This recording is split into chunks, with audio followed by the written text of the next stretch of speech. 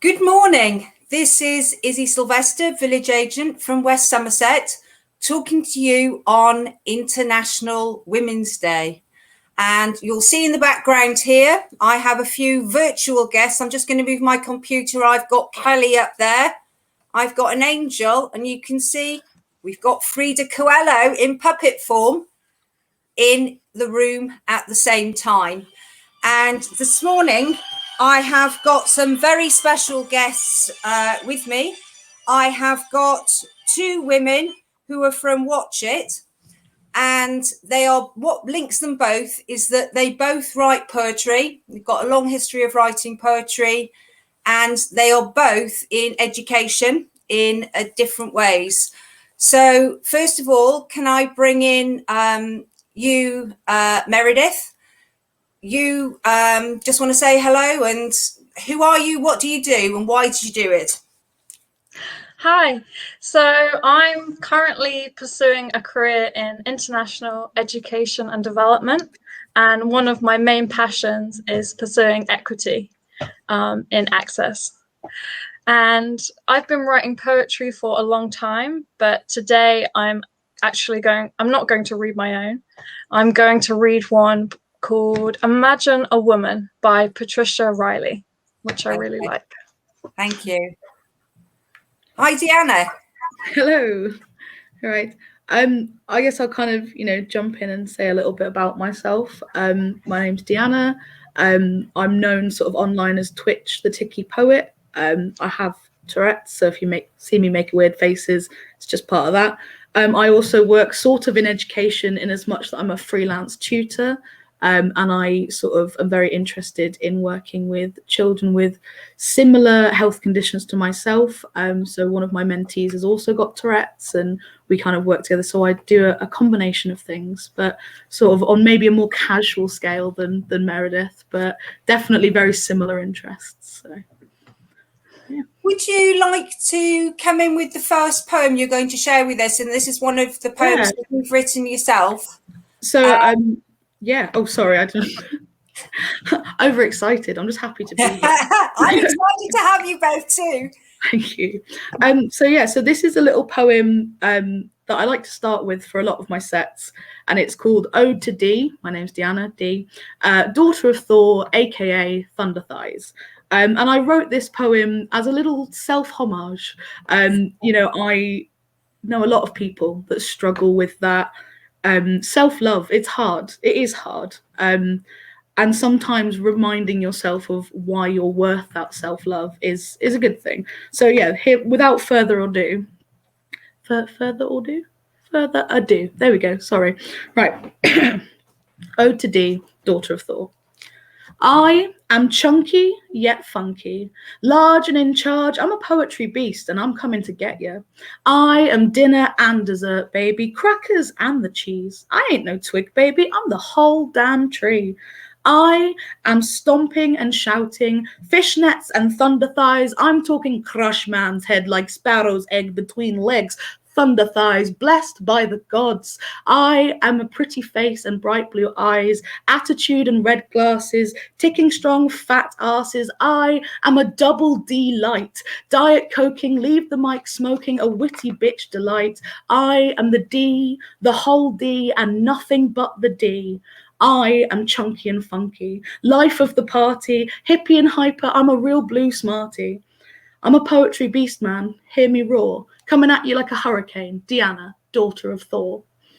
Thank you. That is absolutely wonderful. And we're going to put a link, by the way, so that any of you who's just loving Deanna's poetry like I do, you can link in and hear some more. So over to you, Meredith. You're going to read an inspirational poem that you've chosen for us this morning. Wow, I really, really loved that. That was amazing. I'm going to go to your Facebook page. Oh, thank you. That was awesome. I wish I had something original to read, but I love this poem. It feels really good to read. So, okay. I'll just apologize. I'm coughing a little bit this morning, so if I pause for a cough. Just giving you advance warning. Okay. Imagine a woman who believes it is right and good she is a woman who honors her experience and tells her stories, who refuses to carry the sins of others within her body and life. Imagine a woman who trusts and respects herself, a woman who listens to her needs and desires, who meets them with tenderness and grace. Imagine a woman who acknowledges the past's influence on the present, a woman who has walked through her past, who has healed into the present.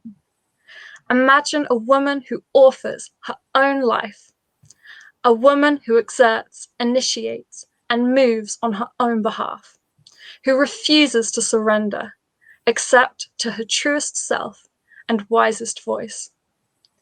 Imagine a woman who names her own gods, a woman who imagines the divine in her image and likeness, who designs a personal spirituality to inform her daily life.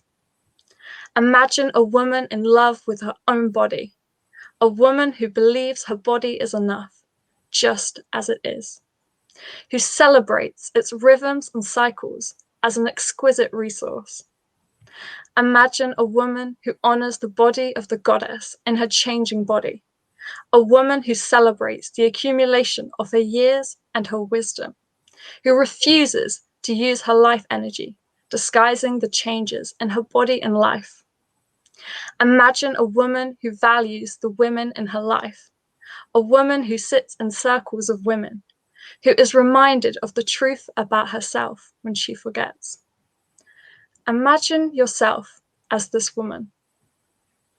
Imagine a woman who is interested in her own life, a woman who embraces her life as teacher, healer, and challenge, who is grateful for the ordinary moments of beauty and grace. Imagine a woman who participates in her own life, a woman who meets each challenge with creativity, who takes action on her own behalf with clarity and strength. Imagine a woman who has crafted a fully formed solitude, a woman who is available to herself, who chooses friends and lovers with the capacity to respect her solitude. Imagine a woman who acknowledges the full range of human emotion, a woman who expresses her feelings clearly and directly, who allows them to pass through her as naturally as the breath.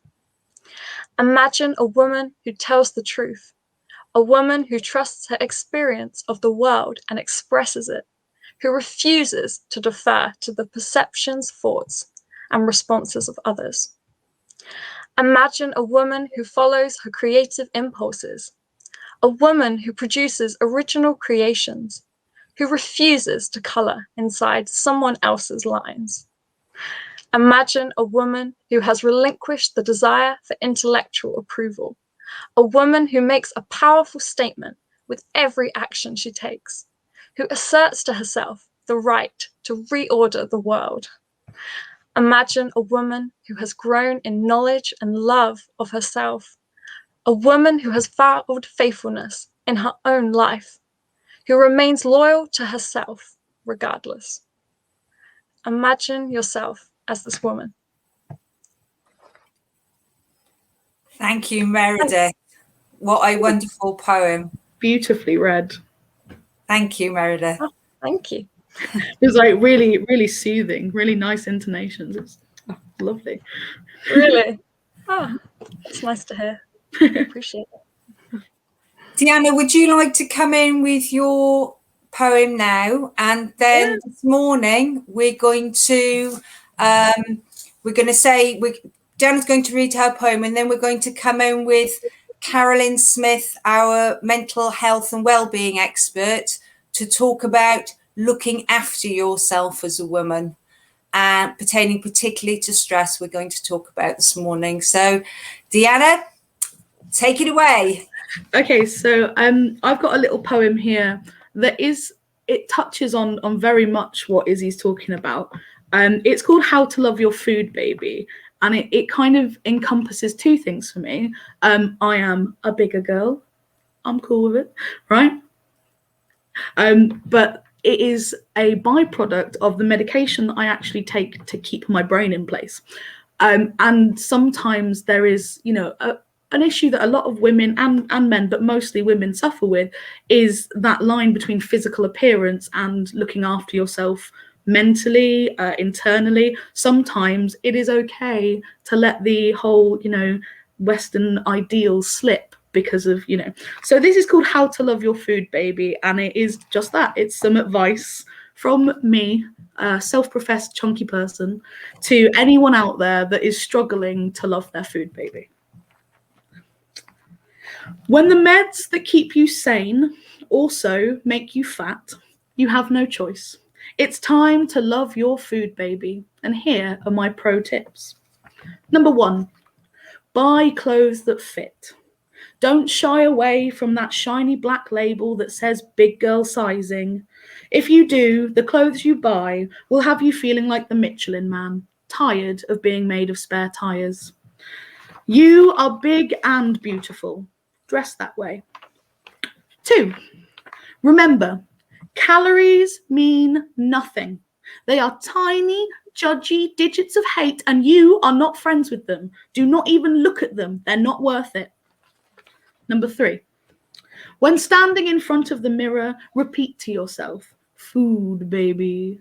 Rub your tummy like a genie's lamp. Learn to love the pizza person that's growing in your swollen stomach and recognize it for what it is, a scrapbook. Dinner with friends, good filling home food, drinks out, takeaways with movies. This is your ticket stub, your photograph. This is a reminder of love. Number 4, remember, your stretch marks makes you a daughter or son of Thor. Those lightning lines of I changed, I grew, I am not who I once was. Let them be loud and clear like a thunderclap. Boom, baby, I am here. Number 5, and lastly, throw away clothes that don't fit. Don't let them taunt you like a frilly pink schoolyard bully. You are just as beautiful and vibrant as you always were. Just now with a food baby, there is more of you to love. Thank you, Deanna. And both of you, thank you so much. What a sensational way to start International Women's Day. And I hope there'll be lots of women out there who will click in and listen to those broadcasts. I'm going to come in with Carolyn Smith now, our mental health expert, who's been keeping us all here at the Community Council. You've been looking after us well, Carolyn. And so we'll say goodbye to Meredith and Deanna now. Do come back if you'd like to later on, Meredith and Deanna, but I know you're very busy with your days. So thank you so much for having us. Yeah, thank you so much for having us and everyone for listening. Yeah, thank you. It's been lovely. Thank you. Bye-bye. So, Carolyn, Wow. That was quite a dynamite way to start off International Women's Day. That was so powerful. I was sat here with goosebumps actually, and one of the poems. It was Meredith's poem. It was so yoga. There was so much in there that I haven't even introduced myself again, have I? But one of the things I do is yoga. For anyone who's listening, I'm suddenly getting really passionate and excited about those poems. But acceptance, self-love, leading our own lives, body positivity. That was just so powerful. So amazing poems and performances too. Yeah. And so thinking about, I was thinking very much, and we were talking last time about the role of stress in women's lives. And I mean, Deanna talked about the case that medication affects her weight. Meanwhile, there are women out there who are feeling stressed because maybe during COVID they have put on weight and are now going to undertake what could be a bit of a crazy regime of trying to exercise. Becomes very frustrating because you're a mum, you're trying to work, you're trying to keep the show on the road, and possibly under eating. Meanwhile, that stress, the heart is going. And I'm just wondering, you work with women who are struggling those positions, don't you, Carolyn? Absolutely, absolutely. I think there's so much pressure out there, isn't there? You know, societal pressure from other people. And we often put standards on ourselves as well and think that we should be a certain way. And this goes back actually to the poems as well. It's so important to, I guess, accept ourselves, to learn to accept ourselves. And that can be a really long journey for so many of us. But starting to look into ourselves, you know, finding our worth, our self-esteem, our own voice as women, rather than looking at those images that are out there and all those expectations, how we think we need to be. We add stress, you know, just by doing that, you know, pressure. I know I sometimes on Instagram and, you know, and I can feel when I start looking at different images and, you know, I can feel that pressure there. I need to be a certain way, you know, and yeah, I think there is so much out there that adds that pressure, and then our own standards too. You know, we often internalize those standards that we see out there and then start trying to hold ourselves up to them. So, you know, getting fitter and healthier is, of course, you know, a really good thing. And it's been really hard over the last year, hasn't it, to eat healthily and, you know, to get exercise. And I think particularly for those people who've been shielding or have got young children at home, you know, incredibly difficult. But I would suggest it's about balance now. You know, it's so easy to go out and sort of jump on the latest fad, isn't it? You know, eat, undereat possibly, or only eat certain things, you know, or rush into exercise. And we don't keep things up usually when we do that. So I think that trying to find some balance, trying to find something that is more of a lifestyle, shall I say, healthy eating is part of a lifestyle, healthy exercise is part of a lifestyle, rather than jumping onto a fad.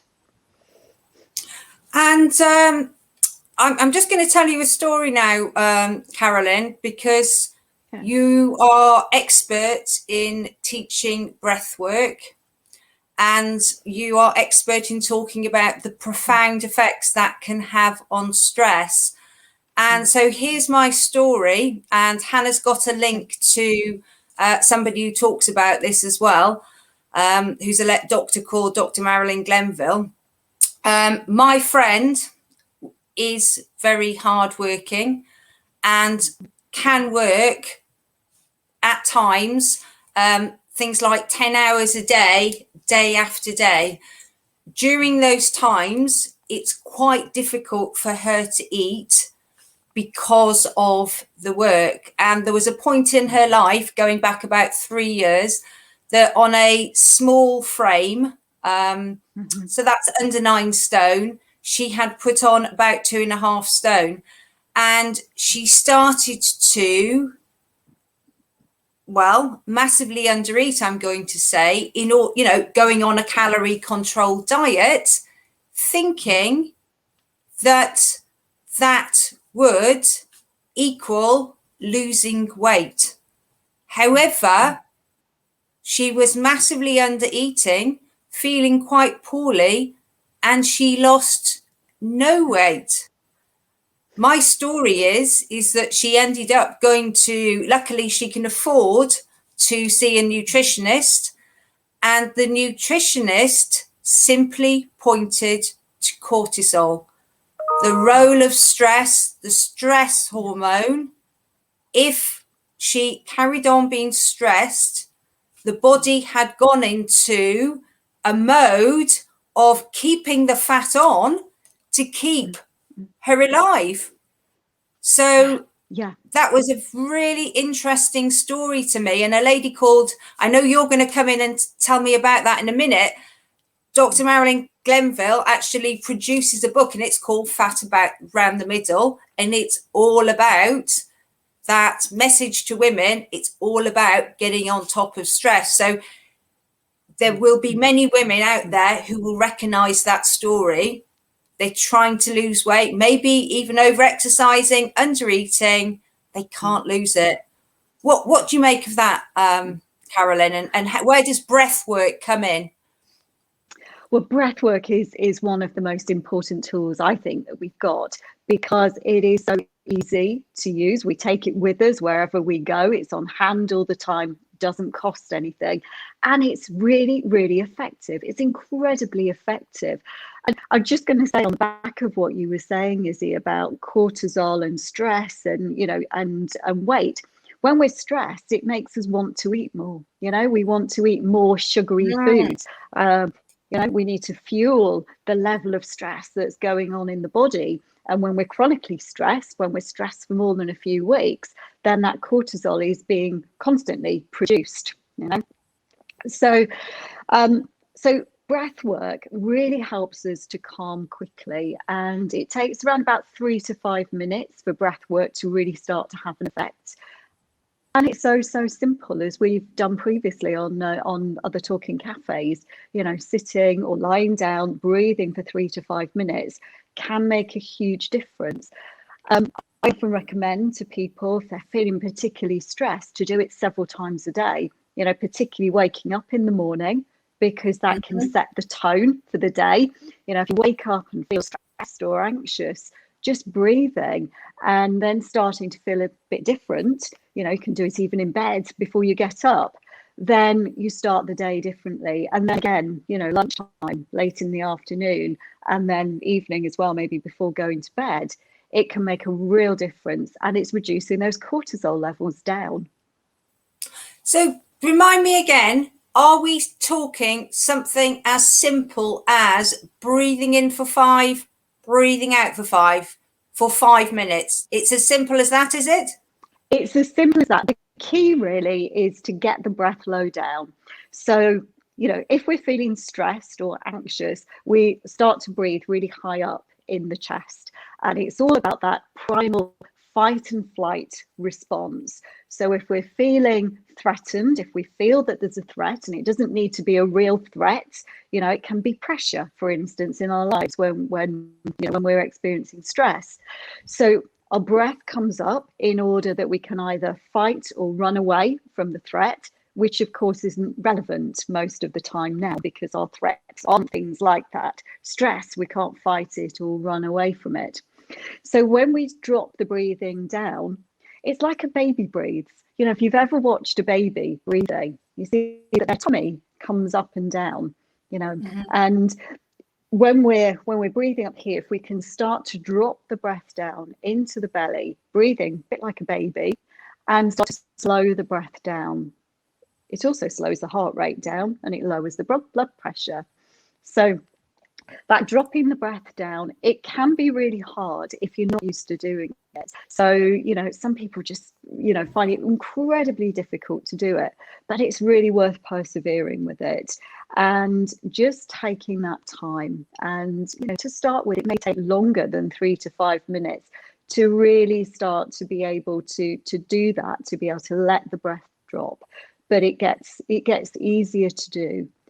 And if you ever notice, if you are particularly relaxed at any point, that's how we breathe automatically, low down, really low into the belly.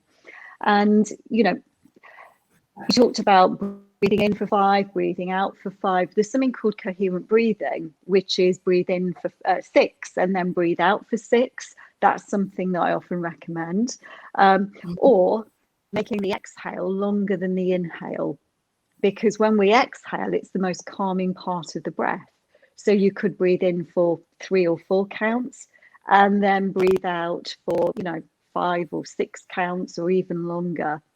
So, you know, finding what works for you, but that lengthening and slowing the breath down over time you know, when you're doing the exercise, as well as dropping it, is really, really helpful. So Tell there's me another this, breathing. Oh, yeah, sorry. I was just going to say there's another breathing exercise that me and Yep. you talked about very recently, where you breathe in and then you hold the breath. Holding the breath always makes it sound a bit like struggle to me, but you know, you sort of pause and then you breathe out through the mouth again. I'm trying to think what it is. Is it 4, 7, 8 breath? I forgot the counts. They've just totally gone from me. Yes, it is. But and then you breathe out through the mouth as if you're either blowing out through a straw, or I often like to think about blowing a feather. So that's another technique that can be used. But they're all really effective, really helpful. Sorry, Izzy, I talked over you a minute ago. Well, I was just going to say, you have said to me, the effect of this is so profound. It is changing the nature of your blood. Your blood, because if you're blowing out, you're doing this breathing, you're changing the acidity of your blood to be more alkaline, and that can affect digestion, and it can even affect IBS. Can you just, I know we don't want to be talking for absolutely hours on this subject, but it's fascinating, and this is self-help in its simplest form, really. Tell us about the role of breath on IBS. So, oops, I'm going to cough, Izzy. Excuse me. And I've got no water here. Hopefully it'll be fine. So, so breath, because it is so calming when we breathe in a particular way, can make a massive difference to how we digest our food. You know, when we're experiencing stress, then that can affect IBS, digestion, can cause all sorts of food problems, or I should say digestion problems, really. But I mean, I've had experience myself with IBS type symptoms in the past, and you know, for me, I noticed it was always worse when I was under times of stress. You know, if I was particularly busy at work, rushing around, also putting a lot of pressure on myself, that's when it used to flare up. And being very mindful of that, if I've noticed any signs of it now, straight away it's a sign, a bit like sleep. You know, if I notice I'm struggling to sleep, if I notice my tummy is playing up, then it's also a sign that I need to do some things to calm. And breathing is, it's the easiest thing to integrate into the day regularly. I also watch what I eat. When, you know, I eat healthy foods, particularly, not all the time. You know, I do have a bit of chocolate and all of those things occasionally, but you know, try and eat a healthy diet as well, in order to to keep that balance, that as healthy as possible, and that makes a difference on stress too. There's, you know, this is not my area of expertise, but there's a lot of research around stress and diet as well. So certainly something that people might like to, you know, look up and find out more about. So again, it could be as simple as, in order to improve digestion, to make sure that you are calm, simply taking that 5 minutes. And I know it sounds so simple, taking 5 minutes. It does. It's not always that easy, but that could have a profound effect, and it's costing you nothing. It's just costing you your time. Absolutely. And I think sometimes these simple techniques are overlooked, you know, because they seem too simple. You know, we breathe all the time, don't we? But it's that conscious breathing and breathing low down that can really make a difference. But simple solutions, breathing, getting out for a walk, you know, getting good sleep, all of the things that help us to stay well, both mentally, emotionally, and physically. You know, we do sometimes overlook them and look for all sorts of, you know, faddy type cures and, you know, ways to make us feel better. But actually, it's the simple things that really work, and they're more sustainable. You know, breathing, fitting that into your life is really easy. You know, you can do it at any time. Because that's one of the things, I think, as women in particular, that we often say, I haven't got time. You know, I hear a lot of people say, haven't got time. I'd really like to do this, you know, I'd really like to do yoga, I'd like to go for a walk, I'd like to do more exercise, whatever it is, but I haven't got time. So breathing is something you can do while you're doing something else. You know, you could be sitting down, you know, in the evening, for instance, talking to family or watching TV, whatever it is, and you can do some breathing exercises. You know, you can do it in bed before going to sleep at night. So I used to sometimes do it if I'd been driving in my car and, you know, was going somewhere, pull up wherever I was going to, park the car, and then do some breathing for a few minutes. You know, it's so easy to incorporate into the day. So it's my absolute top tip on trying to on reducing stress. You know, it's free, which is the best thing of all. Thank you so much for sharing that with us this morning, Carolyn. And I think the message is you're worth it. Women out there who are watching, you are worth.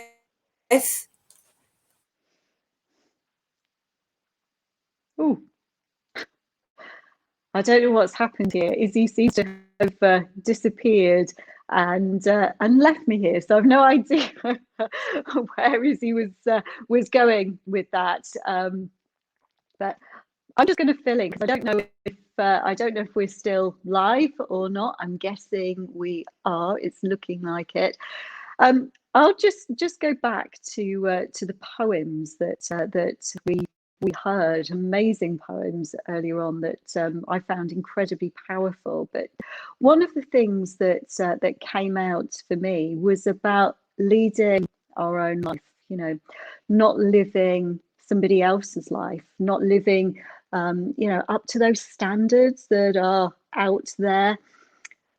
I think we can, you know, try so hard and strive so much to, you know, to be a certain way. And what I got from poems was about really coming back to ourselves, you know, really unpicking what we need, what's right for us, listening to our feelings, and that acceptance. You know, it's not always easy, is it, to find that self-acceptance and care for ourselves. But breathing exercises that I was talking about with Izzy can be a real way to be kind to ourselves. You know, just taking that time to do something that's good, that we know can make a real difference. That's an act of kindness or self-love, you could say. And the more that we do of that, then it can help us on that journey towards more acceptance for ourselves. I don't know if Izzy's coming back. So I'm just going to carry on talking for another couple of minutes and see if Izzy comes back. So I guess one of the other things as women as well is that we can be so critical of ourselves. You know, all of those, I should do this, I should be like that, you know, I'm not enough, you know. And that self-criticism, we often do that in a way that we'd never talk to a friend like that. So I guess coming back again to the poems, you know, that sort of learning to accept ourselves, to be kind to ourselves, you know, to see the uniqueness in us as individuals and all the women out there is a real step to reducing stress as well. When we're being critical. Aha, Izzy's back. I was waffling on there about all sorts of things, Izzy, thinking, is she coming back? So sorry about that. Something happened with my computer. I don't know what, but here in we're still in COVID time, aren't we? So anything's possible with our technology. Absolutely. So thank you. Let's leave it there. Carolyn's coming back. She's coming back and we're going to keep talking about the role of stress, breathing, simple techniques in our lives in the next couple of weeks, aren't you, Carolyn? So that's going to be great.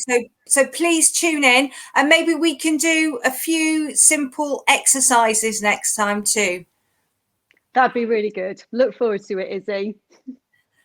So thank you. Take And care. let's just say thank you to Deanna Payne and Meredith Gray again. They were absolutely wonderful and great to have some inspiring young women on the broadcast. They were amazing, absolutely amazing. So thank you, Carolyn, and we'll see you again soon. Thanks, Lucy. Bye. Bye-bye. See you soon.